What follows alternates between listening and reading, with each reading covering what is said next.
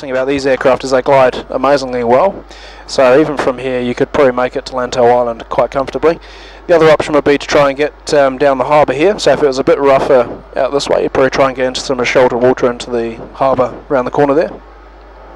Generally from 35,000 feet, double engine failure, you'd have about 120 to 130 miles to play with. So it's a long way.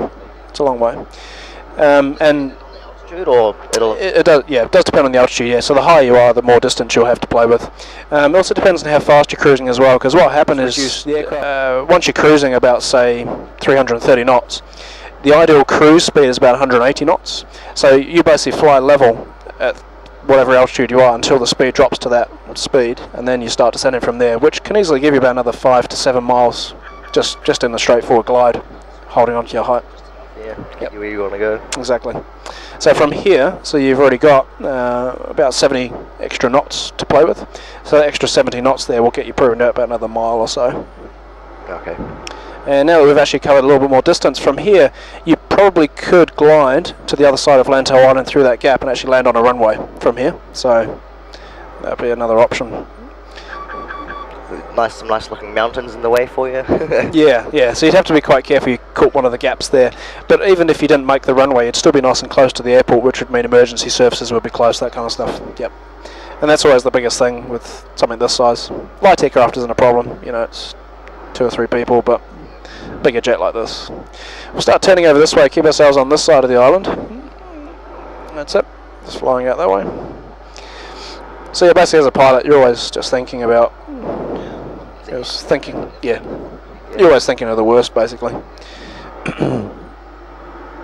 Which is why a lot of the twin jet engine aircraft have to be specially certified to go long distance across water, like all the aircraft that do the Pacific flights, sort of across to America. They'll have to be specially certified for it. So that gas tank holds the X amount, weight and all that sort of stuff. That's it, yep. And special reliability certification as well, making sure they are actually reliable enough to make that distance. So, yep. Okay, we'll just roll the wings level out here and just keep tracking down. You'll probably just get a glimpse of the airport as you pass through here, through the gap in the hills. Possibly not, just a little bit further around. So what we're going to do is just fly out this way. So see, that's the airport there where we're going to land. We're going to keep flying past, turn around and come back in that way there. This will be a touch and go as well, so we'll put the wheels down, full power, take off again, and then we can probably finish up at Kai Tak again if you like. Sweet. Cool.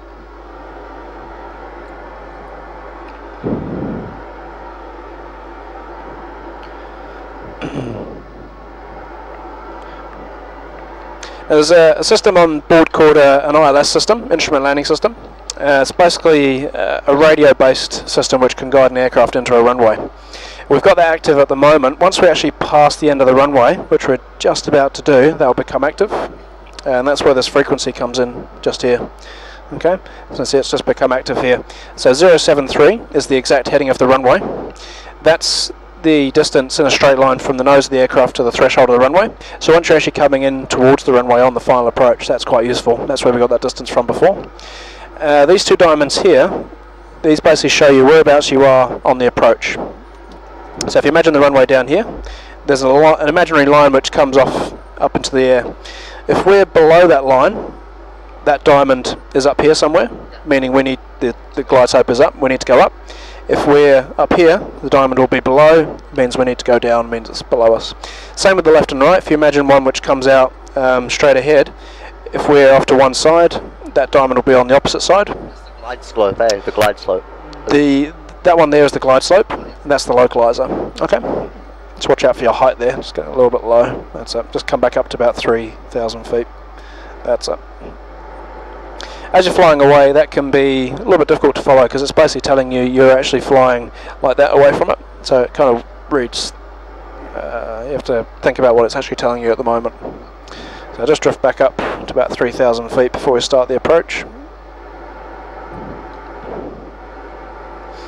That's it. Now the thing with these is it's basically designed like a cone. So you got this one which goes out through the middle, then you got one which comes off the bottom, and one which goes off the top, which is basically the extremes here. But you can see as you get closer and closer, that gap there gets smaller and smaller. Okay, so it gets really, really sensitive as you get close to the ground. It is sensitive enough that you can actually fly it right down to the ground, technically without seeing outside, but they will always have a minimum of them of about between 20 and 100 feet, depending on where you are. So at some stage between 20 and 100 feet, you have to be able to see the runway. Yep. So about here, we'll just start turning back towards the runway. We'll also, so we'll just maintain 3,000 feet. We'll pull the thrust levers back to idle. We'll start slowing down. That's up. You can see our speed's already below 250 knots, so we can go flaps straight down to 1 degree. That's up. And just keep that turn going. Now this noodle here, which comes off the front of the aeroplane, that shows you your radius of turn. And you can see if you continue that round, that pretty much brings you straight onto the centre line. Okay, so you can actually use that to predict where you need, how sharp your turn needs to be to get yourself straight onto the centre line.